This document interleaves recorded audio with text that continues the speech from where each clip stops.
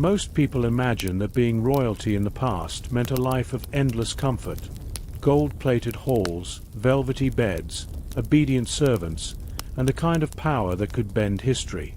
But that fantasy shatters quickly when you realize that, for many women behind palace walls, royalty wasn't a privilege. It was a punishment in disguise. If you woke up one morning in the 16th century Ottoman Empire as a young woman in the Sultan's private harem, there was nearly 100% chance that you'd never live to see your 30th birthday. Inside those lavish, incense-scented chambers lived hundreds of girls, dressed in embroidered silk and bathed in rosewater. But none of it could hide the truth. These women lived in a place where the monthly rhythm of your body could become a death sentence, where being pregnant without official approval could lead to you being sewn into a leather sack and thrown into the sea, where 12 men, none of them lovers, none of them fathers, would decide whether your body deserved to be kept whole. This was not the fantasy of Turkish delight and belly dances sold in travel brochures or period dramas. This was reality, documented, verified, and ignored by most textbooks. It was a place that dressed violence in velvet and disguised systematic cruelty as cultural grandeur. And for 500 years, the Ottoman palace refined this nightmare into something more than a tradition. It became a system, an organized institution where every punishment was filed, every death recorded, and every decision made with cold logic. The stories that remain focus on the architecture, the military victories, and the flourishing arts.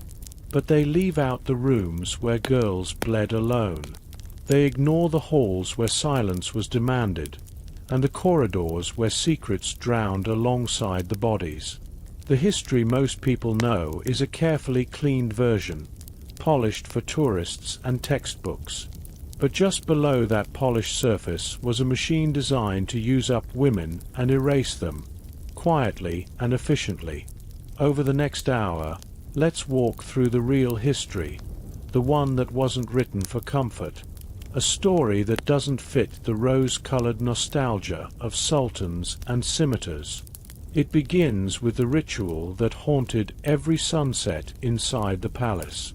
A nightly ceremony that determined who would rise for a moment, and who would never rise again. Each evening, as the sun slipped behind the domes of Istanbul, the harem transformed. What was by day a space of idleness and control became something closer to a silent battlefield. 400 women, aged mostly between 13 and 25, would sit in hushed anticipation. They waited, each hoping and dreading that their name would not be called. Being chosen could lead to unimaginable power, or immediate death. The selection process wasn't grand. It wasn't regal. It was terrifyingly simple. In the Sultan's private chamber, a silver tray was prepared. On it lay folded scraps of paper, each one bearing a single name. The Sultan himself didn't choose. He rarely did. The task fell to his eunuchs, men stripped of the ability to father children, yet entrusted with the most intimate fates of the palace's women. They would lift one name from the tray and, with that single gesture, alter the course of a girl's life. It was a lottery where the prize was a night with the Sultan, and the cost might be your life. And if you were lucky, you had to look grateful. Fear or reluctance wasn't just frowned upon, it was dangerous. A flinch, a hesitation, or a mistimed expression could mean you were no longer pure enough, obedient enough, useful enough. That could be enough to sign your death warrant. You weren't taught this in school, but there are surviving records that tell us how a night like this actually happened. One such document, dated 1640, describes the entire event with unnerving precision. At exactly 8 o'clock, the chief eunuch entered the harem's main hall, where the women were already assembled. They stood in lines, dressed not for desire, but display, silent, polished, and motionless. The silver tray was carried by two younger eunuchs, who moved through the torch-lit corridors in perfect step. Guards cleared the way. The journey took 12 minutes. That detail is not a guess. It's recorded. Someone timed it. On one such night, the record tells us that a 17-year-old girl named E was selected. She had been in the palace for 3 years, taken from her homeland of Surasia as a teenager. But there was a problem. A was menstruating. In any other place, it would have meant discomfort. In this palace, it meant danger. She never reached the Sultan's chambers. The official account lists her cause of death as sudden illness. But the truth, buried between lines, is far more chilling. Her body had simply followed nature's cycle, and for that she was eliminated. But even for the women who passed this initial hurdle, the nightmare was just beginning. Selection did not mean immediate entry into the Sultan's private space. First came the examination. 12 medical inspectors, all eunuchs, trained for this exact purpose, surrounded the chosen woman in the preparation room. They would examine her body, ask a single question, and then cast their vote. Should the seed be preserved? That phrase may sound poetic, but it was anything but. It was a cold determination of whether or not her reproductive organs should be kept intact. If the answer was yes, she would be allowed to proceed. If the answer was no, her fate was sealed differently. Perhaps an operation. Perhaps something worse. And this wasn't rare. Most women in the harem were never chosen at all. Of the 400 living there at any given time, only about 10 would ever bear a child. Just 10. The others existed in a strange limbo, alive, but invisible, cared for, but unwanted, hoping every day to be noticed, and every night to be forgotten. Because in the end, being noticed too often without producing a child turned you into a problem. You became a liability. You had failed at your only real purpose, and the palace had no interest in keeping reminders of failure around. In March of 1652, palace records note that 23 women were relocated in a single evening. That's the word used, relocated. But those who served the palace whispered a different truth. Some saw them led to boats with black-painted hulls, boats that left silently into the night, boats that never returned. The black boats were never spoken of openly. Their existence was treated like a rumor, yet their presence loomed like a ghost through every corridor. No one questioned where the women had gone. No one dared. In a place where the wrong glance could end you, silence was a form of survival. This system, this ritualized destruction, was not madness. It wasn't chaos. It was careful, practiced, refined. Every action had precedent. Every punishment followed protocol. There were written records for the smallest infractions, and behind every decision was a chain of command.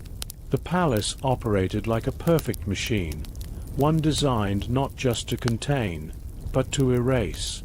And perhaps the most horrifying part was how normal it all became. The selection process was never truly random. For years, it was believed that the names were drawn without favor. But documents recovered centuries later revealed patterns hidden beneath the ritual. Certain regions were selected more frequently. Girls between 16 and 18 were preferred. Intelligence was not. Those who read too quickly, who asked too many questions, who seemed too clever, were quietly passed over. The Sultan did not seek conversation. He sought compliance. What passed for mercy in this world often concealed something darker. The psychological torment was not accidental. It was intentional. Historians studying palace documents found proof that the unpredictability of selection had been engineered. The system was designed to give women just enough hope to keep them compliant, but not enough to give them peace. Hope, in that world, was not freedom. It was a leash. And it worked. The women turned on each other, not out of malice, but out of necessity. In a space where survival was a shrinking window, sisterhood became dangerous. Some monitored the others' cycles and reported them. Others whispered lies about rivals, hoping to sabotage any chance of their selection. There are records of women celebrating when others were punished or vanished, because in the harem, every disappearance meant one less name on the tray, one less competitor. The system had taught them that compassion was a threat. There was no such thing as retirement in the harem. No ceremony, no departure, no goodbye. Women who aged out of desirability, who had passed their fertile years without success, were not thanked for their service. They were removed, quietly, efficiently. Some were sent to distant palaces on the empire's outskirts. Others were reassigned to cleaning duties, confined to dimly lit rooms where they lived out their final days in forgotten corners. Some, according to unearthed records, simply stopped being mentioned at all. Those who couldn't be relocated were dealt with more directly. The Ottoman Empire operated under Islamic law, but even that had its limits. It forbade spilling royal blood, particularly that of women tied to the Sultan's household. But rules can be bent, reinterpreted, or bypassed altogether. So instead of beheading or burning, the palace developed methods that left no visible marks. Professional stranglers were employed. Their job title wasn't euphemism. They were gardeners by name, but their hands never touched soil. These men trained for years, mastering the art of a death that was fast, bloodless, and quiet. They used silk cords, spun thick and soft, twisted 7 times for strength. One would hold the victim steady, the other would pull. The entire act was designed to finish in under 30 seconds. If it took longer, the executioner could be reprimanded for excessive suffering. Efficiency was not just expected, it was documented. There are records of these deaths, written in triplicate, stamped with official seals. Dates, times, method, even a kind of satisfaction score, whether the execution was clean, orderly, and discreet. Like a job review for murder. Some deaths were pre-announced. The woman would be told at sunset, giving her one final night to prepare. Most wrote letters, pleas for forgiveness, prayers, memories. But those letters were never delivered. They were burned, unread. The act of writing them was part of the process. A ritual of farewell with no audience. Then there were the sack deaths, the ones whispered about the most. Pregnancy outside the official system was treated as treason. It meant theft from the Sultan, a direct violation of the empire's order. The punishment was called sea-sending. The woman would be sewn into a leather sack. Inside, along with her, they placed cats, not for cruelty, but for chaos. The cats panicked in the confined space, ensuring the woman would not stay still, could not breathe evenly, could not survive. The boat used for these deaths was painted black and rode only on moonless nights. The men who handled it wore no colors, no insignias. They rowed to a precise point in the Bosphorus, where the currents were known to carry bodies out to the open sea. There, the sack was tipped, and the sea did the rest. Between 1520 and 1680, records suggest that at least 3,000 women met this end. Local fishermen learned to avoid certain waters. They spoke of mermaids and ghosts, of cursed places where the fish grew silent. They didn't know the names of the dead. No one did. But the sea did not forget. And not every death was physical. Some punishments were designed to unmake a person slowly. The most feared was relocation to the old palace, a decaying complex far from the court. Women who had grown too old, too difficult, or too defiant were sent there, not to die, but to vanish. There were no visitors, no letters, no returns. It was a place where time stopped and memory faded, a kind of living tomb. Those who visited described it as a house of ghosts. Marble halls filled with women who no longer spoke, who no longer cried, who had forgotten even how to wait. Some developed their own sign language, having gone years without using their voices.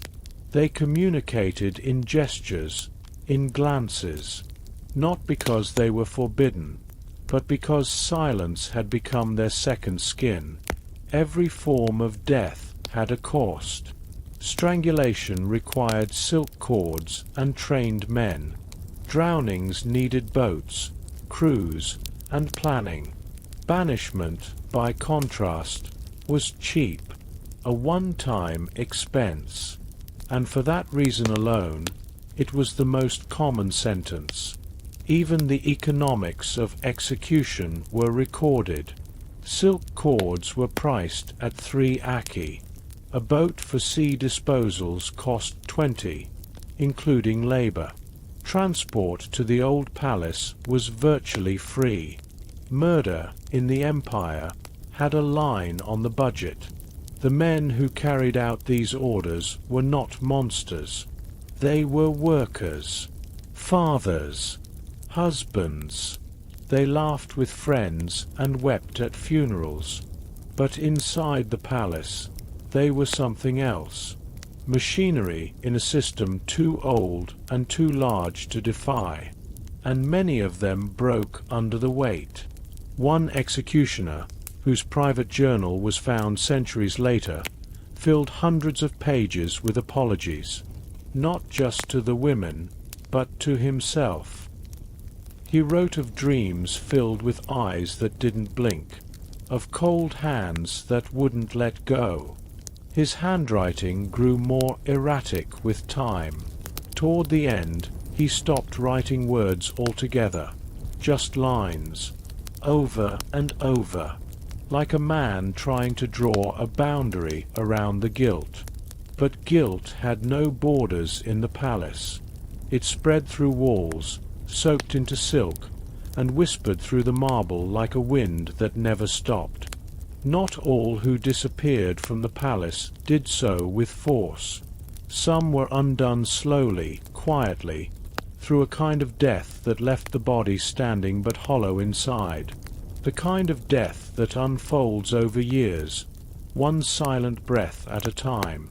This wasn't just physical annihilation. It was psychological erasure. And it was deliberate.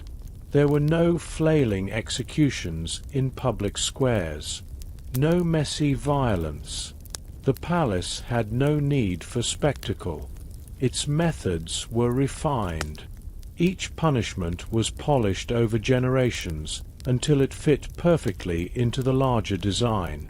Every act of removal, every death, had to be bloodless, soundless, and deniable. That was the art they had mastered. For the women who showed signs of rebellion, who tried to escape, who refused selection, who broke the unspoken laws. The walls themselves became their grave, not metaphorically, literally. During restoration work in the 21st century, workers found bones sealed within the palace walls. No markings, no names, just evidence, buried proof that the rumors were true. Some women weren't just punished, they were erased from the record, the architecture, the world. There was even a method reserved for those of high status, women who had once borne children, who had titles, who could not be seen to die like common slaves. These women were given what the records call sherbet, a sweet drink laced with poison, almond-scented. It slipped past the lips like a gift. It worked slowly, painlessly, ending life without bruises or screams. A cleaner death for a more valuable body. There was a man whose entire job was managing this process, a poisoner. He maintained a garden of deadly plants, refining recipes through years of experimentation. He tested them on criminals, catalogued reactions, adjusted formulas, all in service of the palace's need for silence. But women were not the only ones the palace consumed. There was another system, running parallel to the harem, hidden in plainer sight and arguably more chilling in scope. A system not of women, but of boys. A machinery of collection that made even the harem seem personal by comparison. It was called the devsherm, the gathering. It sounds harmless, even gentle. But behind the word was a machine of calculated abduction, designed to steal children, erase their origins, and repurpose their lives as tools of the empire. Every few years, Ottoman officials would travel through their Christian territories, Greece, Serbia, Albania, Bulgaria, accompanied by soldiers. They would arrive without warning. Towns would be surrounded before dawn. And as the sky lightened, every Christian boy between the ages of 8 and 18 would be lined up in the village square. Their parents could not stop it. Their religion could not protect them. The selection process was grotesque in its precision. Boys were stripped naked and examined as if they were livestock. Teeth checked, limbs tested, muscle tone assessed.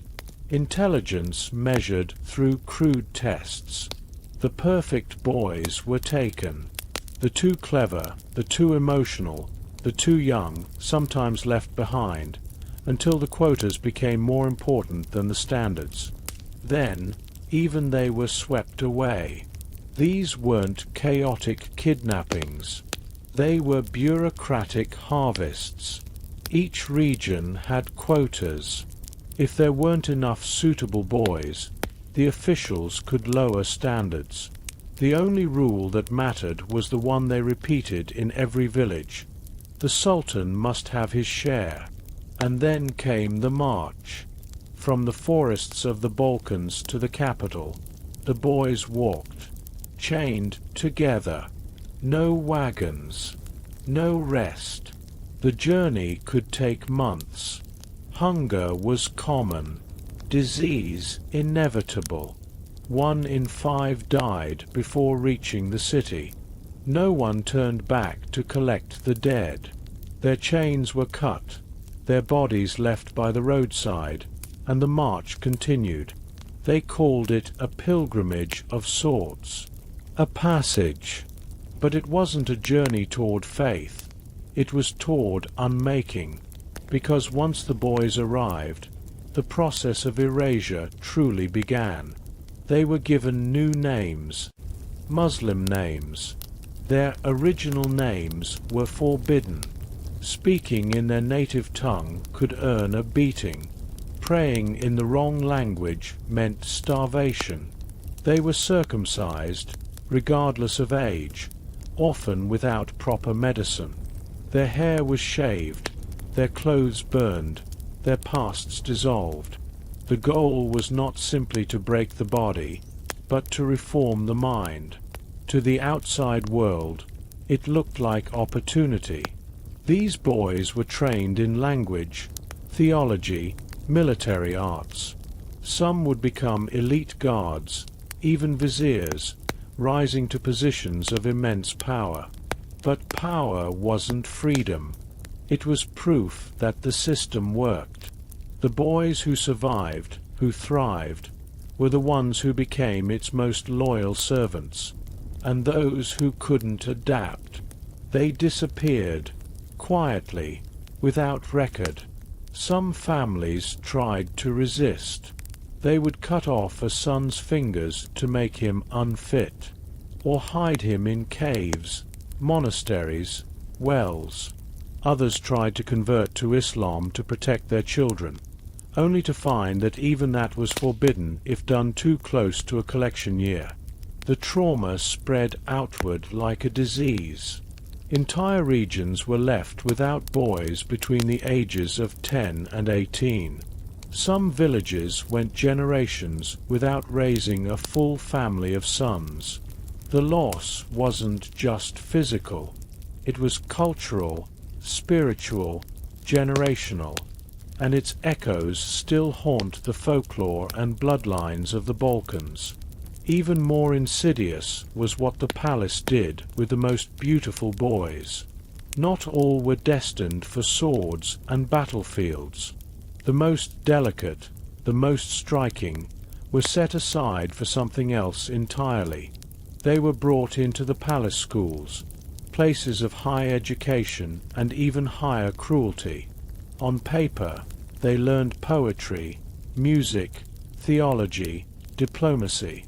In reality, they were reshaped into servants whose loyalty was absolute, whose bodies were currency, and whose survival depended on pleasing men they did not choose.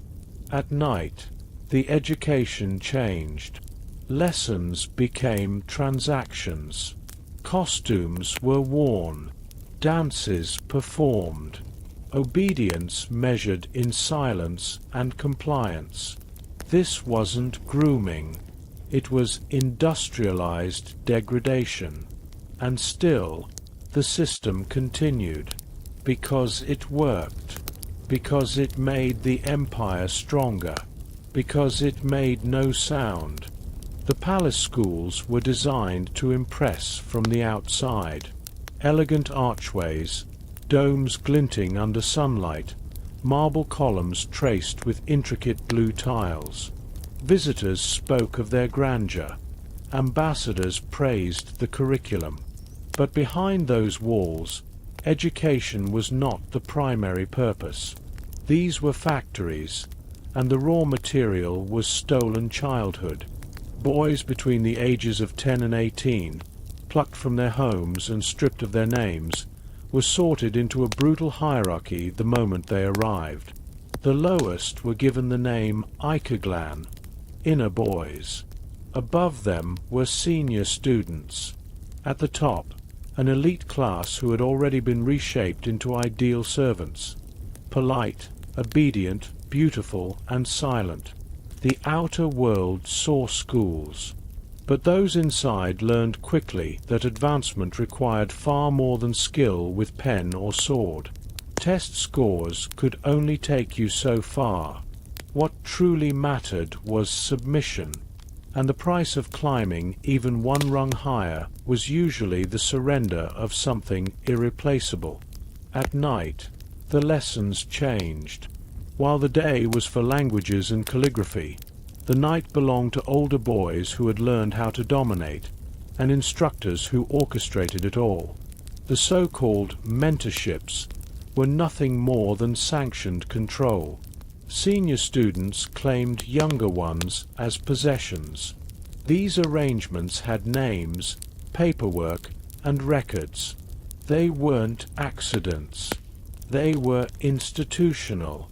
Some boys resisted, at first. Others gave in quickly, calculating that their best chance at survival lay in obedience. The palace didn't need to break everyone itself. It had taught the students how to do it to each other. Generation after generation of recycled trauma passed down like a lesson plan. Visitors often left horrified.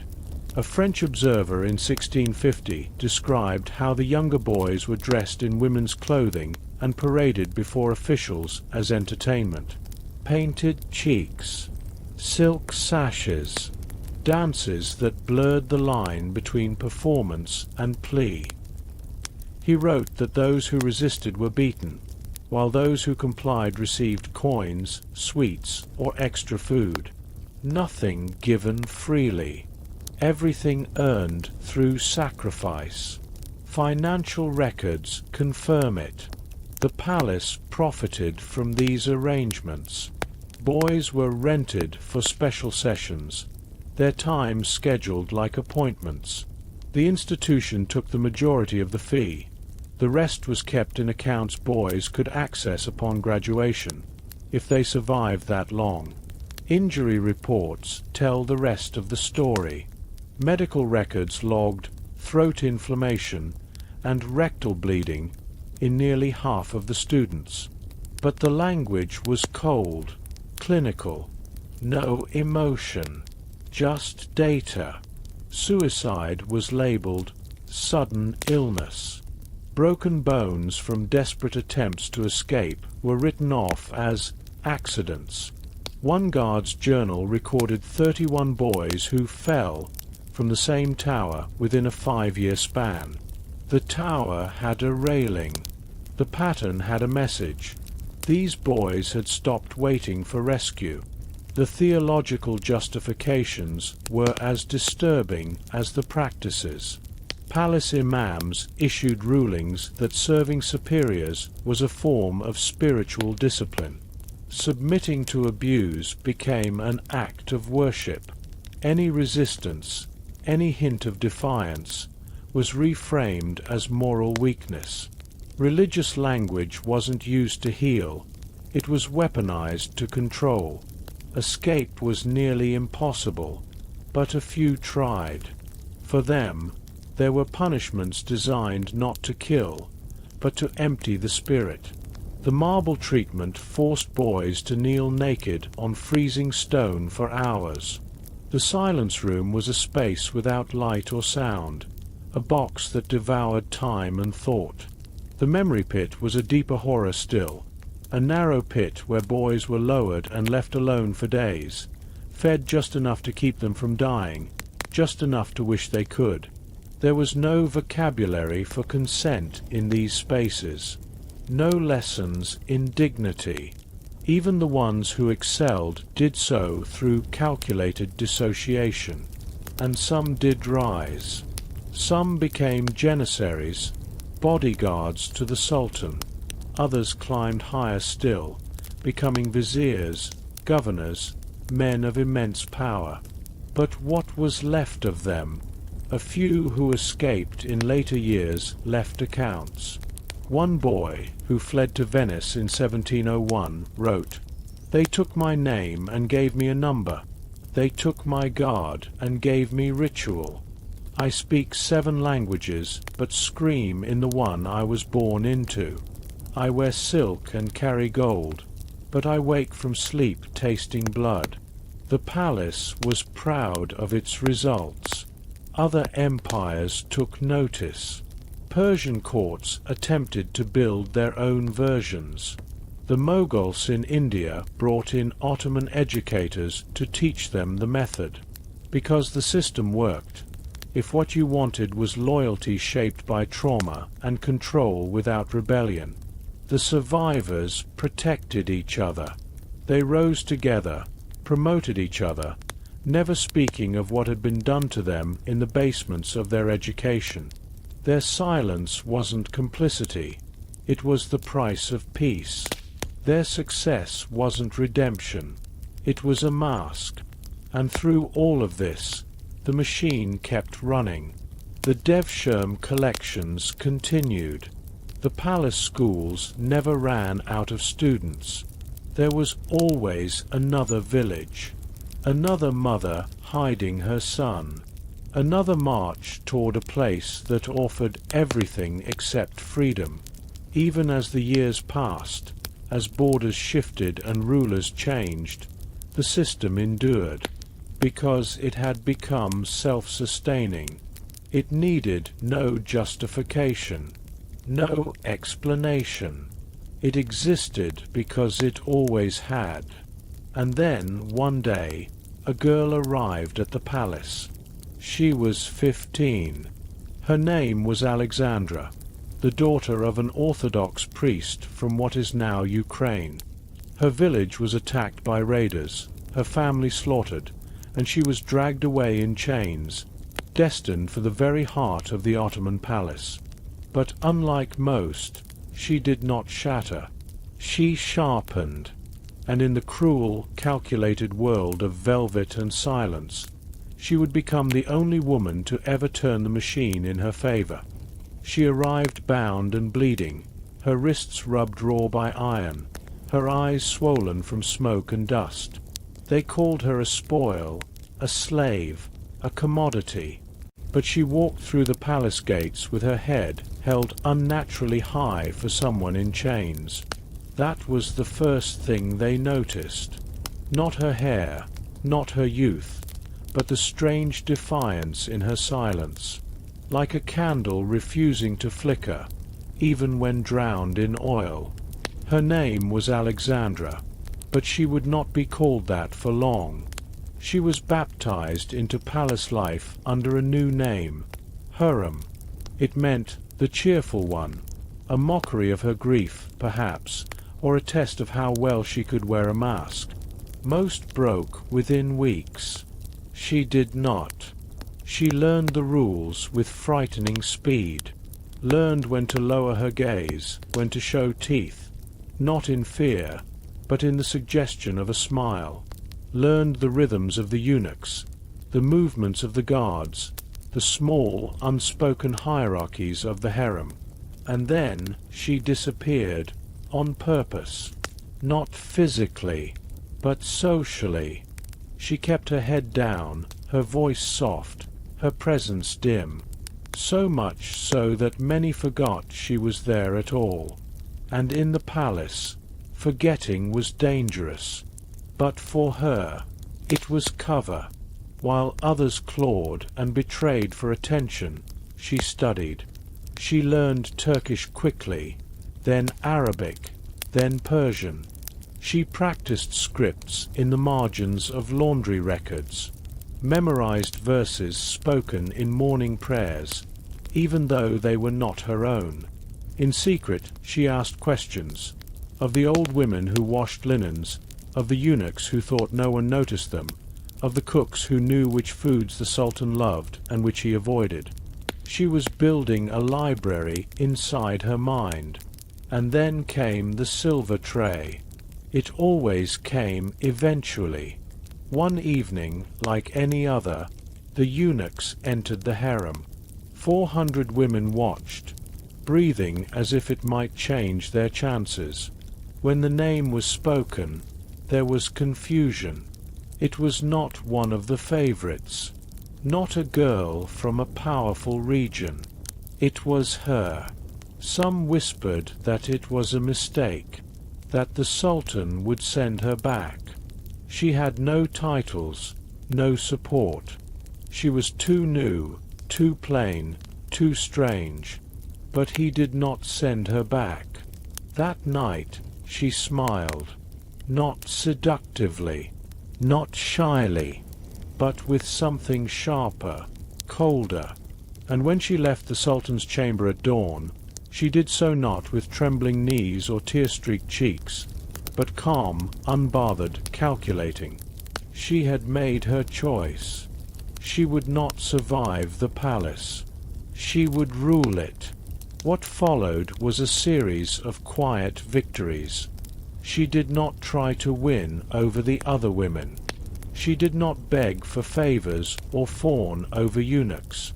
She made herself useful.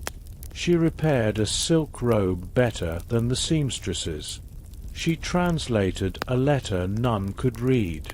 She soothed a concubine's sick child with herbs from the garden, earning nothing but a nod in return. And soon she was being summoned again and again. The other women noticed. Some tried to sabotage her. They stole her clothes, poured oil in her sandals, spread rumors of disease. But none of it stuck. She remained untouchable, not because she fought back, but because she didn't have to. The Sultan had begun asking for her by name. He liked her laughter, they said. That was the story. But it wasn't the laughter that held him. It was the mind behind it. She began speaking with him in private. At first, briefly. Then longer. Then hours at a time. She asked him questions no one dared ask. Challenged him with ideas wrapped in poetry. She did not flatter his power. She fed his hunger for legacy. She asked him what kind of empire he wanted to leave behind. He had never been asked that before, and slowly the walls began to shift.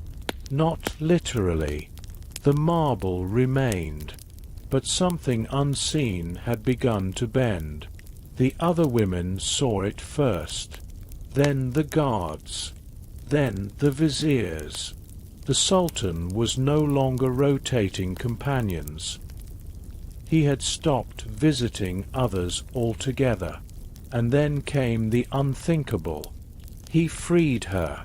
No woman had been freed from the harem and remained in the palace. That alone broke every rule. But he went further. He married her. The court erupted in whispers. Marriage was for sultans of the past, for different times. The mother of the heir was never supposed to be his legal wife. It upset the balance. It gave her a voice, a title, a seat. And yet he did it. Harem Sultan, they now had to call her. The cheerful one, indeed.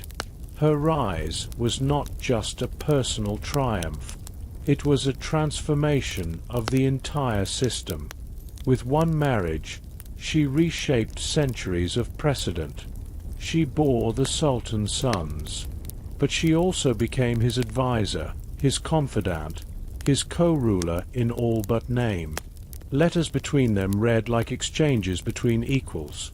Rare, unprecedented, and deeply threatening to those who had thrived under the old order. She used her influence strategically. She aligned herself with key viziers, funded charitable works, commissioned mosques and schools in her name. Every act, every gesture, was a brick in the empire she was building from inside the empire. But power never goes unchallenged. There were those who plotted against her. Other wives, ambitious mothers of rival heirs, viziers who saw her as a foreign which whispering poison into the Sultan's ear. Poison, after all, was a language the palace understood very well. Some tried to disgrace her by framing her for treason. Others whispered of affairs, secret meetings, letters sent to foreign courts. But every scheme fell apart. She was always one step ahead.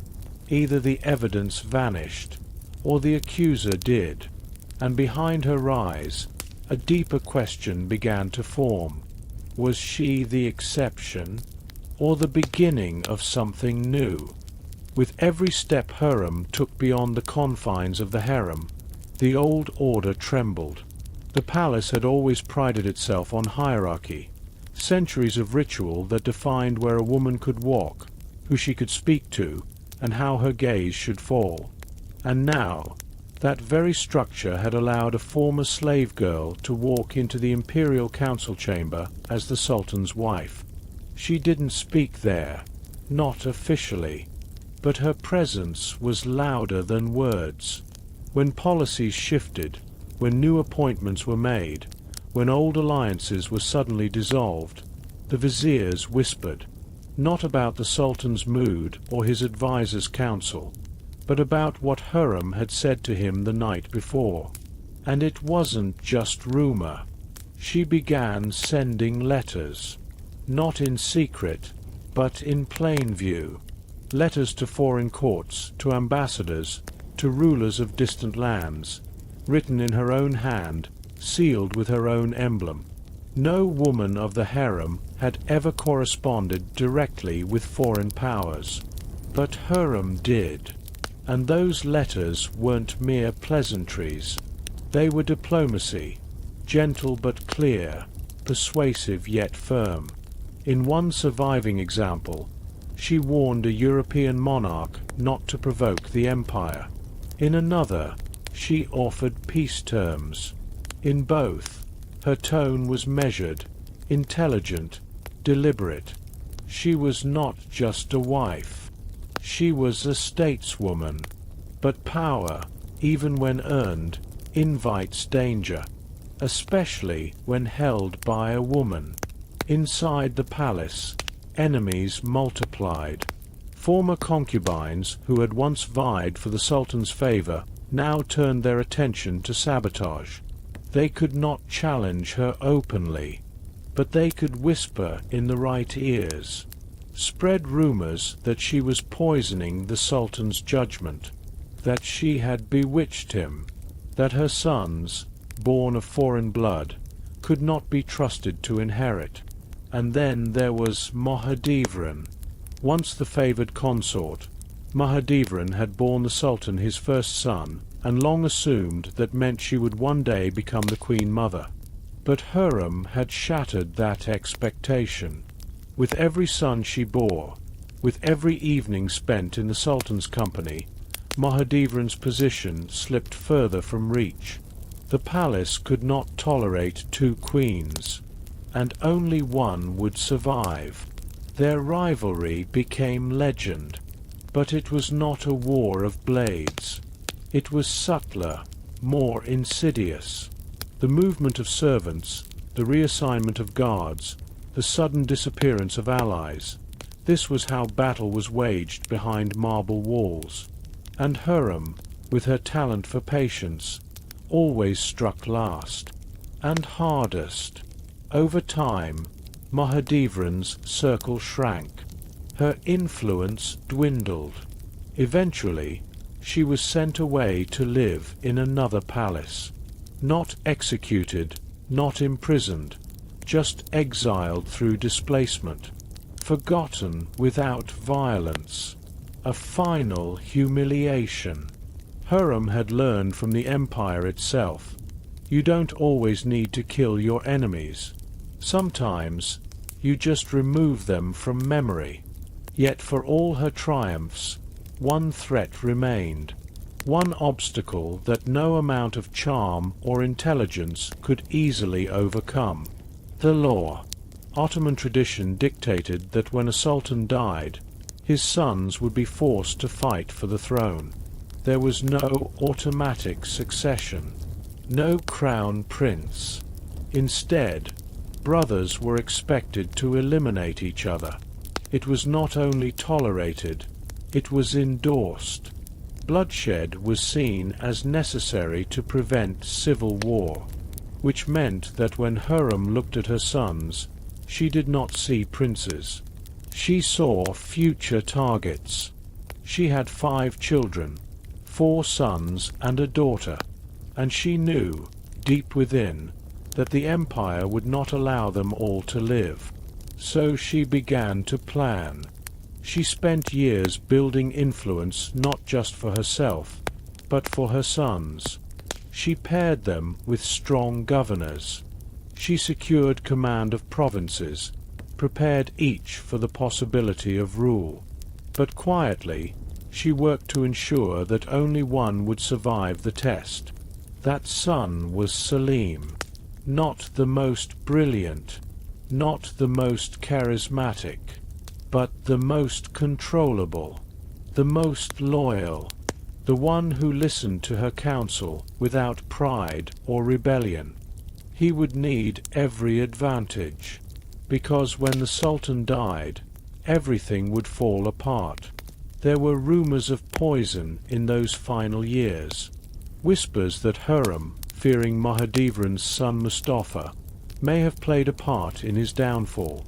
Historians argue over the truth, but what is known is this: one day, the Sultan ordered Mustafa's execution, his most capable son, his heir in all but name. The death shocked the court. It destabilized the military. It sparked protests in distant provinces. But it also ensured that Harem's son would rule next. And just like that, Selim ascended the throne.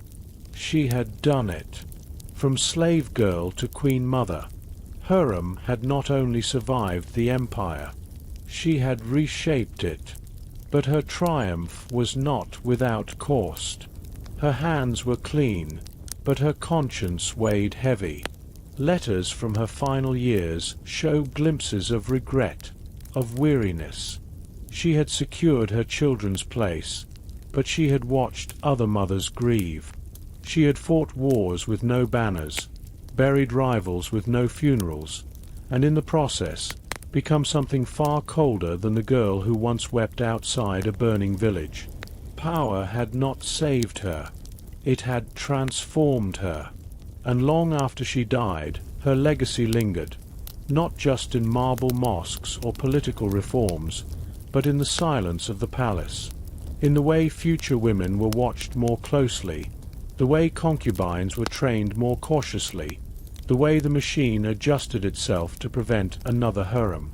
Because even an empire built on cruelty could fear the one it couldn't break. When Harem died, the palace did not celebrate, but it did exhale. 4 years, her presence had unsettled the order of things, not with chaos, but with quiet victories that accumulated like dust on a ledge, barely noticeable until the weight made everything shift. The men who ruled the empire knew what she had done, and they knew what it had cost them. In the wake of her rise, the Ottoman court took steps, not to honor her memory, but to prevent another like her. The harem's rules were rewritten. Access to the Sultan was narrowed. Conversations were monitored. Personal letters reviewed before sending. Women were still educated, but more carefully. Enough to entertain, not enough to conspire. It was a reform cloaked in modesty. They called it protection. They said it was about dignity, order, tradition. But everyone knew the truth. They were not protecting the women. They were protecting the throne from them. Even the architecture changed.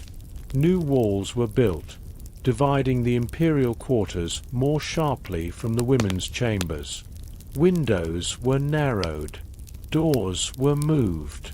The rooms grew quieter, heavier, like the walls themselves were learning to listen. But the memory of Harem could not be sealed away. She had rewritten the rules once, and in doing so, left behind a blueprint. Other women followed. Some tried to imitate her directly. They wore the same colors, learned her language, spoke in proverbs like she had. But they missed the point. Harem had not risen by performing loyalty. She had risen by becoming indispensable.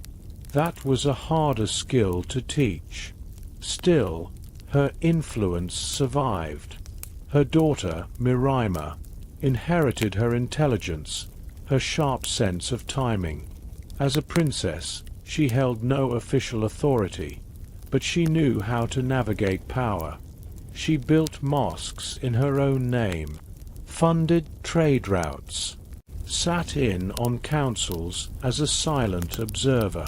There were whispers that she continued her mother's correspondence with foreign rulers, though nothing was signed in her hand.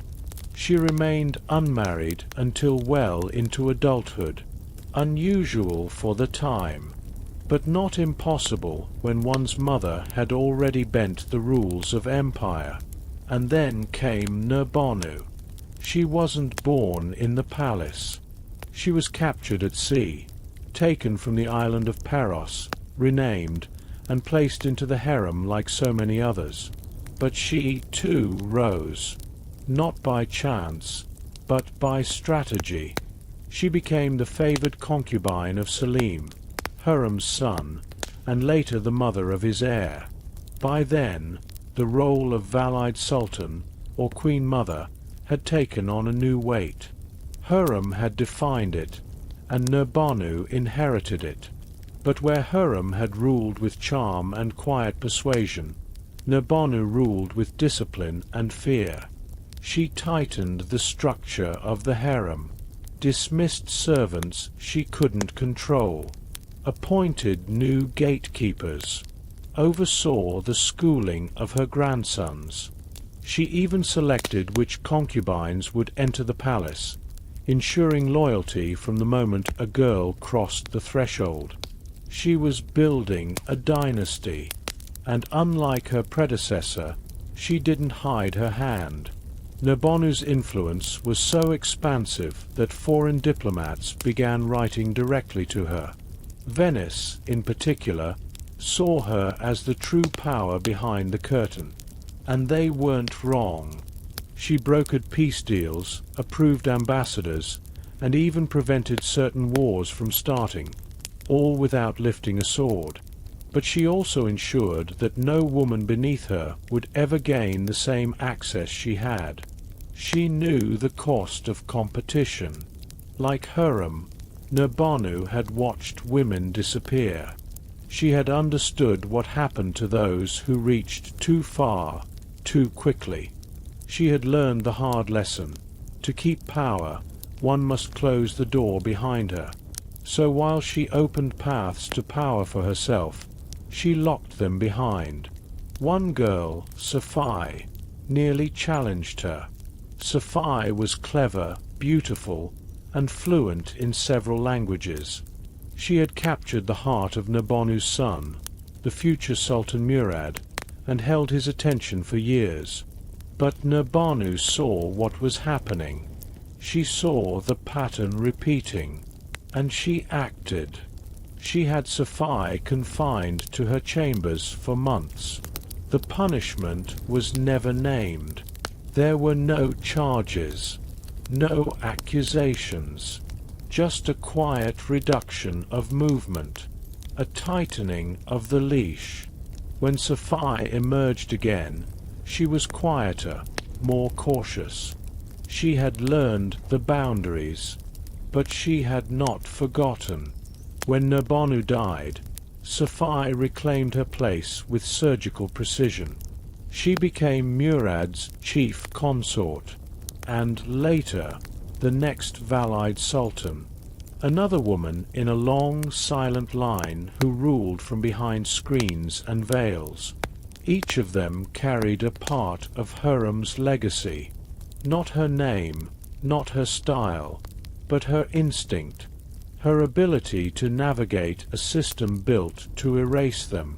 They did not claim power for women in general. They claimed it for themselves, and in doing so, preserved it, like torches passed hand to hand, hidden behind curtains but never allowed to go out completely. And yet, for every woman who rose, hundreds were buried by the same system, still nameless, still forgotten, still silenced, because the palace had two faces, one that allowed a few to rise, just enough to prove the machine was fair, and one that ground down the rest to feed that illusion. The empire survived because it gave just enough women the appearance of victory. It showed them a throne with no legs, a crown with no weight, a promise of power that could only exist so long as they remembered their place.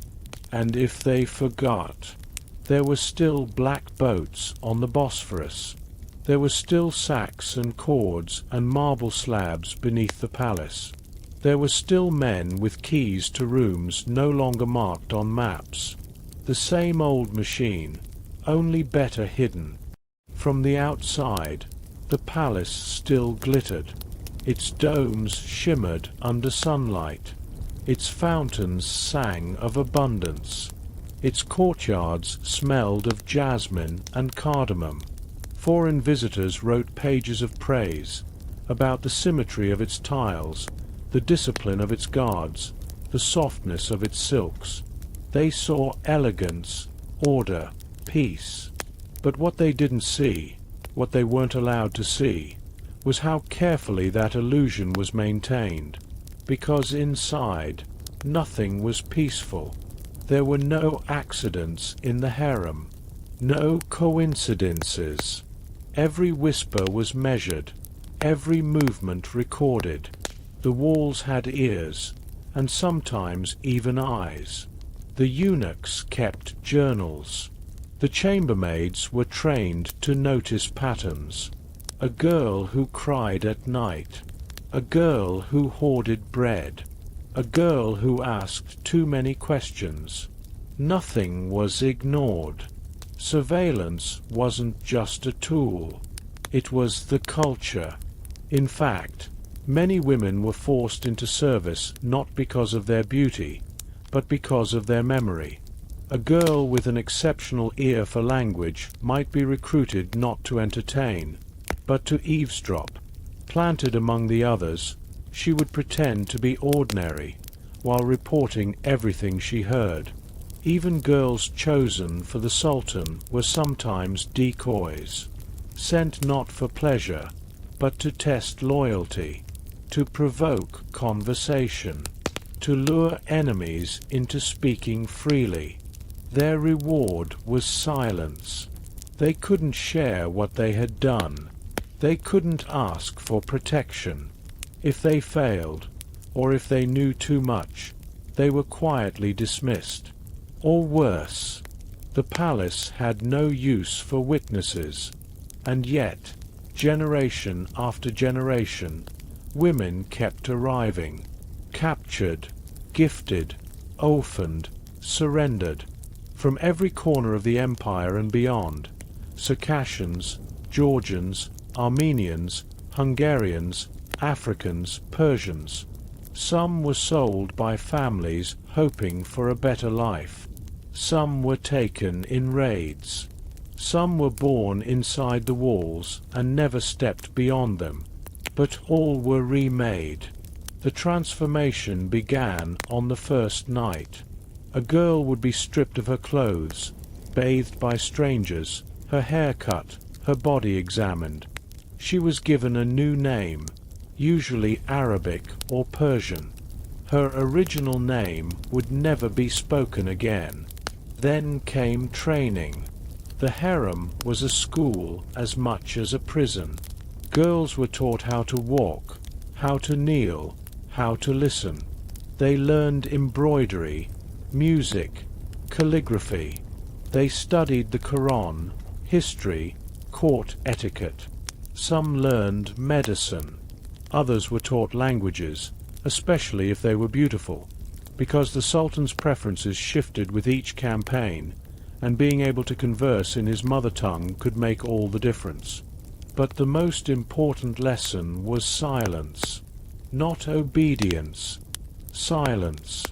The ability to suppress reaction, to smile through insult, to hold still when afraid, to remember everything but speak nothing. This was the real currency of survival. Even friendships were dangerous. The walls might be filled with women, but true intimacy was rare. Most kept their thoughts guarded, their alliances fluid. Betrayals were common.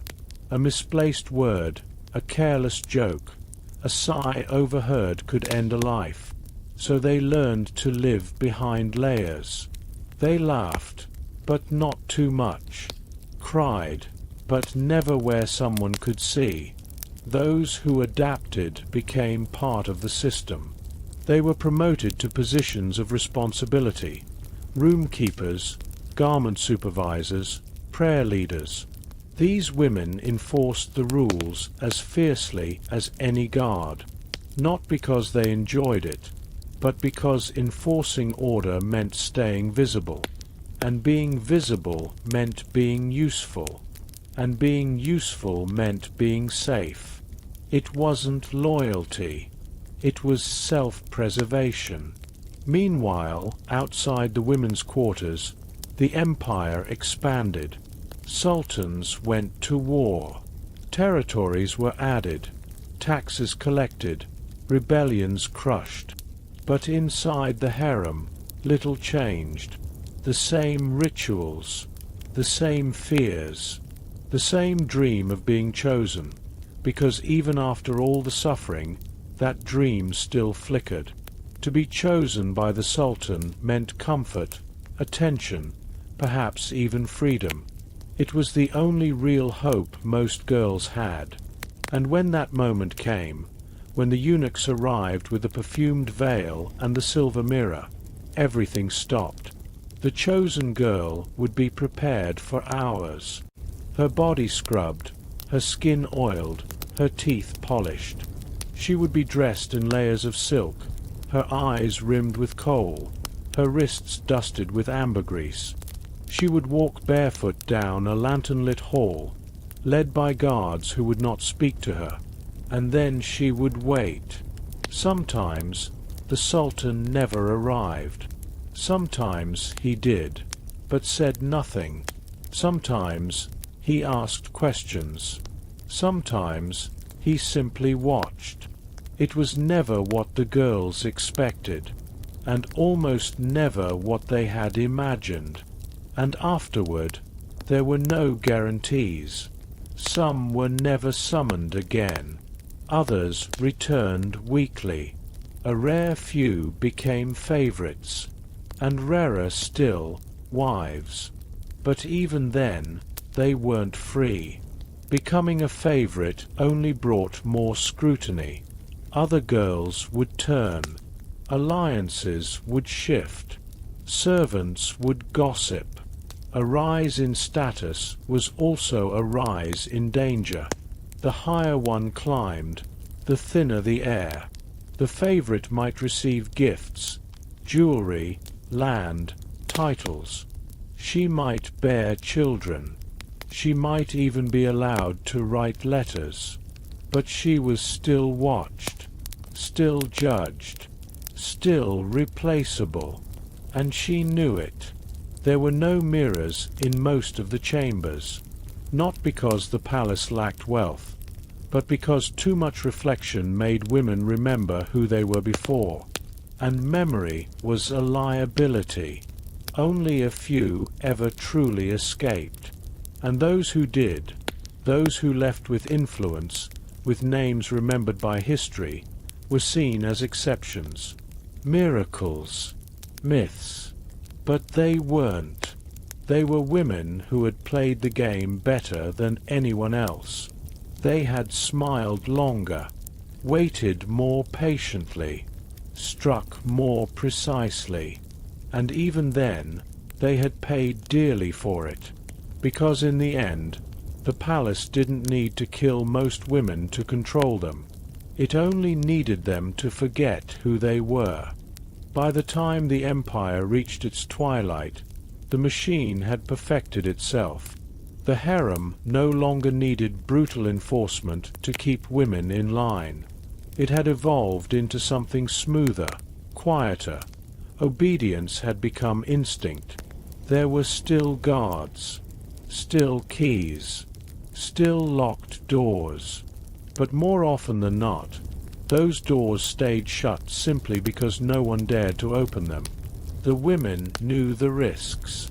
They had been raised within them. Even those born into privilege, daughters of pashas or foreign nobles, were not spared the shaping. They entered the palace as honored guests and found themselves subjected to the same rules, the same long corridors, the same silences. They were told it was for their safety. But safety came with a price. The moment you became one of them, you were no longer a guest. You were property, decorated, protected, polished, but owned. And ownership had its rituals. Daily life in the later harem was an exhausting blend of idleness and precision. Women were expected to remain beautiful but humble, skilled but silent, religious but not radical, visible only when summoned. They walked without sound, spoke only when addressed. Their rooms were lined with cushions and books, but reading too much was seen as arrogance. Too much laughter, and you risked being thought unruly. Too little, and you were considered dull. Even grief had to be rationed. A woman who mourned too loudly for a lost child could be accused of weakness.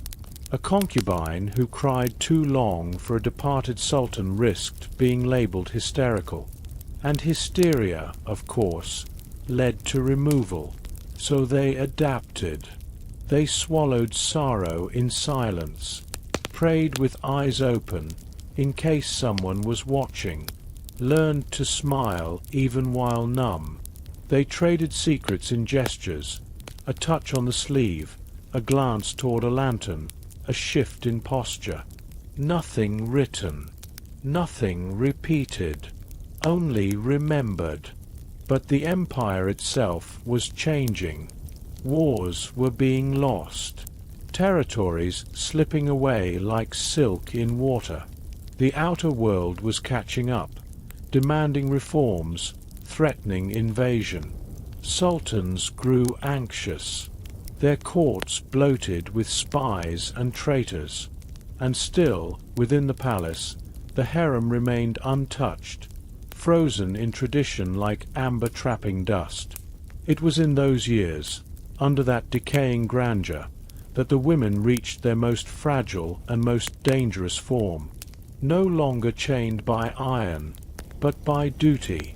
No longer silenced by guards, but by legacy. The new mothers of princes no longer hoped for freedom. They hoped only that their sons would survive, because the blood law had never been repealed. And when a sultan died, the knives came out. The princes, raised apart from one another, became rivals by design. They were sent to different provinces to govern, watched closely, measured daily. And when one of them was named heir, the others became threats. Execution wasn't a scandal. It was expected. Sons strangled with silken cords. Brothers buried quietly before the sun rose. And their mothers, those once powerful consorts, left behind to weep in silence, knowing there would be no tombs, no prayers, no justice. Some women tried to intervene. They wrote letters, begged advisers, prayed day and night. Others plotted escapes for their sons, bribes for the guards, secret alliances with viziers. A few succeeded, for a time. Most failed, and those who failed were erased. One by one, the mothers faded.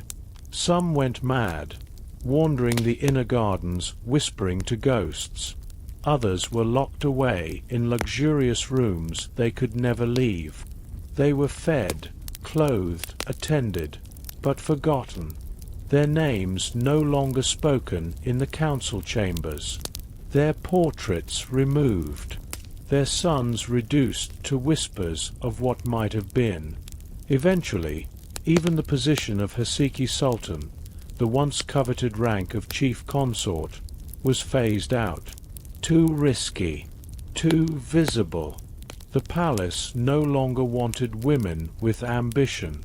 It wanted shadows, gentle hands, closed mouths.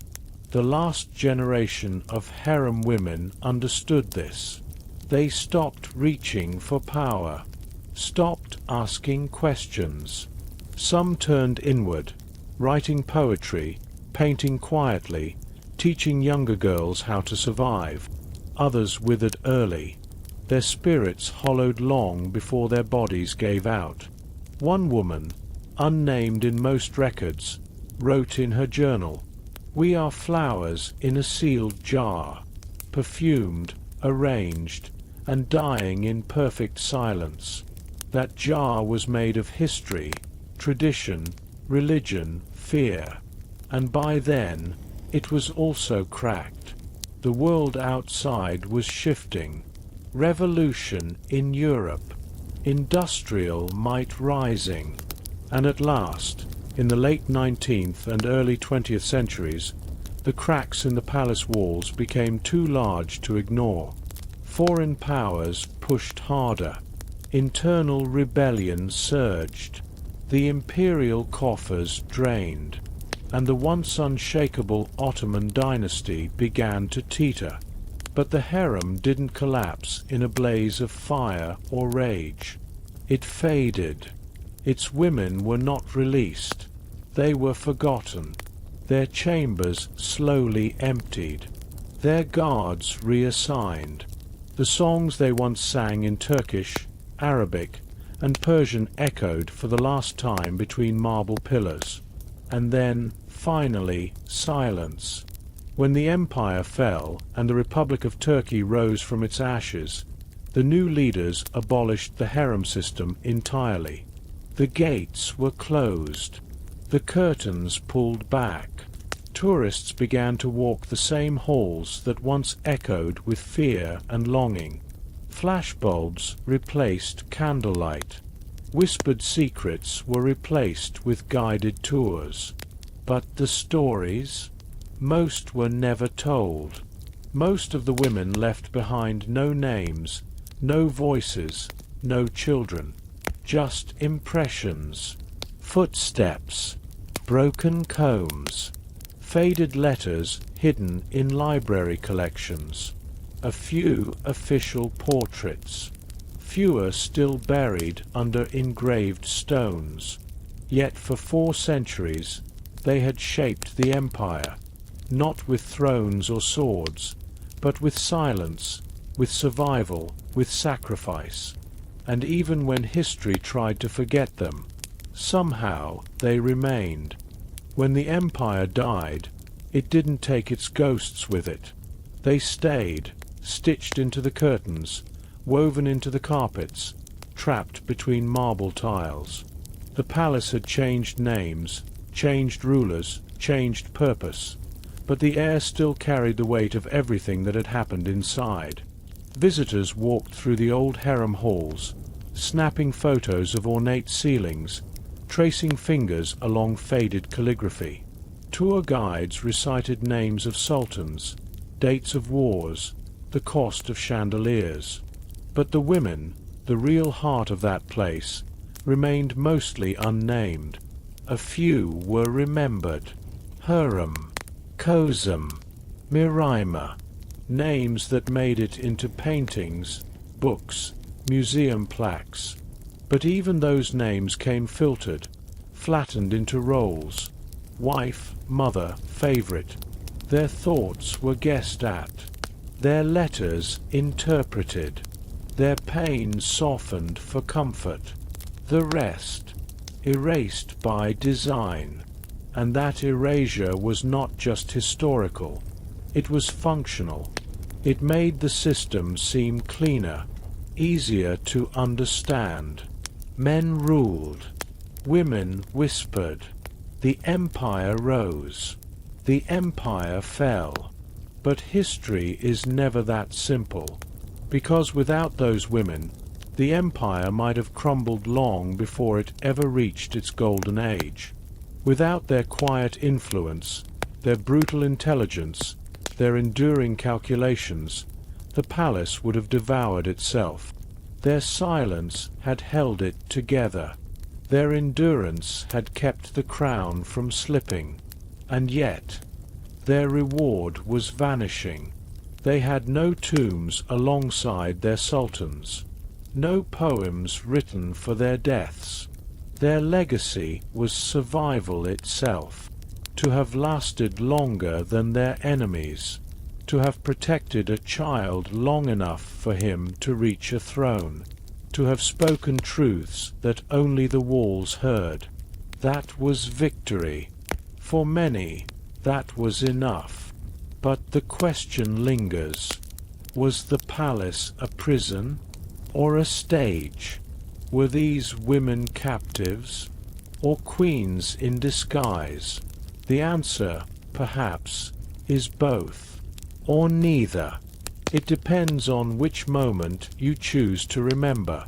The moment a girl was taken from her home, or the moment she stood beside a ruler whispering policy into his ear. The moment a mother wept for her strangled son, or the moment she guided a kingdom from behind a veil. Each life contained both tragedy and triumph, grace and cruelty, faith and manipulation, beauty and grief, because to live in the palace was to become a paradox. You were protected, but never free, exalted, but never sovereign, worshipped for your beauty, yet punished for using your mind. Your body was dressed in gold, while your voice was caged in protocol, and through it all, you had to keep smiling, keep dancing, keep waiting.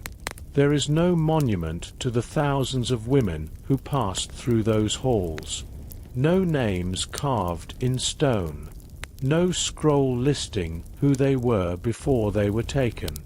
Most never wrote a word of their own. Most were buried without even a marker, but their fingerprints are still there, on the ink-stained walls of study rooms where they secretly learned to write, in the grooves of banisters worn smooth by nervous hands, in the faded corners of prayer rugs soaked with silent hopes, in the layout of cities they helped shape, mosques they funded, schools they founded under the names of their sons. Their legacy lives not in glory, but in endurance. And now, centuries later, we begin to remember them not as curiosities or myths, but as people, as girls who lost their homes, as women who lost their names, as minds too sharp to wither, too clever to be broken, as survivors of a system so vast, so intricate, it mistook their silence for consent. We owe them more than silence. To speak of them, softly but clearly, is not just an act of remembrance. It is an act of defiance, a quiet refusal to let the record stay clean and male and simple. Their stories were not meant to survive, but somehow they did. And now, as we walk those echoing halls, not with chains around our wrists, but with cameras and shoes that squeak on polished floors, we carry them with us. Every glance upward, every pause in the light, every breath held as we pass beneath the gilded archways they once called home. They are still there, watching, waiting, and finally being seen.